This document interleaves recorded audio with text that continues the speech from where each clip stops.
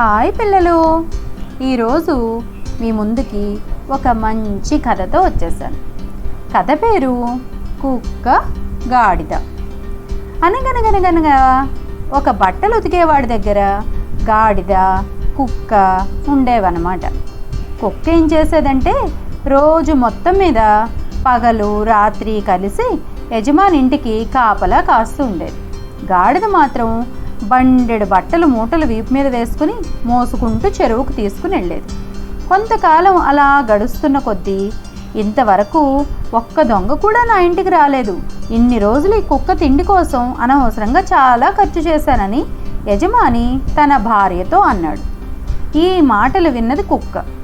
రాత్రంతా మెలుకొని ఎంత సేవ చేశాను, నేనుండటం వల్లే కదా దొంగలు పడలేదన్న విషయం యజమాని విస్మరించాడు అనుకుని ఎంతో బాధపడింది.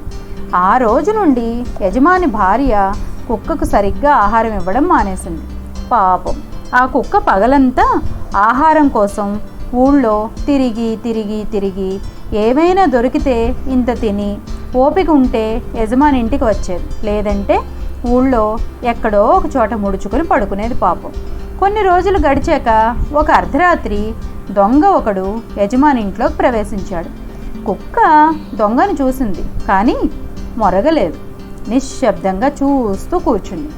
దొంగ ఇంటిలోకి వెళ్ళడం గాడిద కూడా పసిగట్టింది. ఒక దొంగ మన యజమాని ఇంట్లోకి వెళ్ళాడు తెలుసా అని గుసగుసగా అంది గాడిద. అవును తెలుసు అంది కుక్క.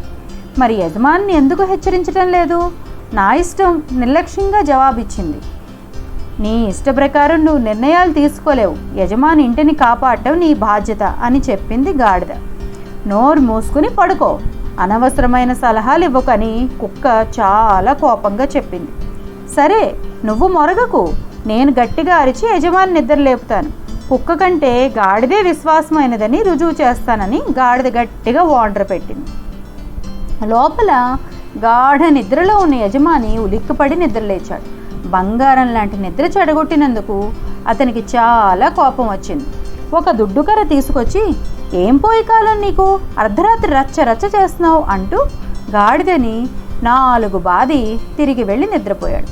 రహస్యంగా ఇంటిలో ఒక మూల నక్కిన దొంగ విలువైన వస్తువులను చక్కగా మూట కట్టుకుని పారిపోయాడు.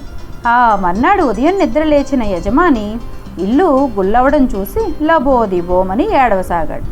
బక్క చిక్కిపోయి నీరసంగా పడుకున్న కుక్కను చూశాక గాని అతనికి జ్ఞానోదయం కాలేదు. తన తప్పు తెలుసుకున్న యజమాని ఆ రోజు నుండి కుక్కకు ఆహారం పెట్టి మంచిగా చూసుకున్నాడు.